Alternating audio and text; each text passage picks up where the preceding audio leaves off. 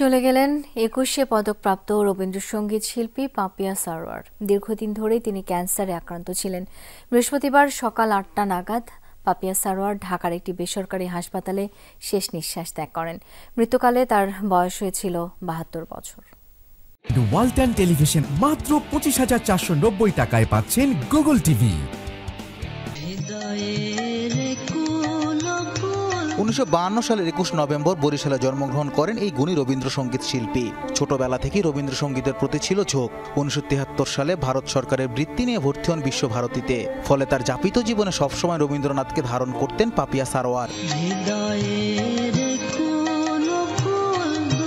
দীর্ঘ ক্যারিয়ারে রবীন্দ্রসঙ্গীতের জন্য কোটি শ্রোতার ভালোবাসা পেয়েছেন পাপিয়া সারোয়ার। তার ব্যতিক্রমী কণ্ঠ ও গায়কের প্রশংসা ছিল সঙ্গীতাঙ্গনে। মিষ্টভাষী এই সঙ্গীত শিল্পী দেশের রবীন্দ্রসঙ্গীতের বিকাশেও কাজ করে গেছেন। ফলে তার এই প্রয়াণকে অপূরণীয় বলছেন সহকর্মীরা।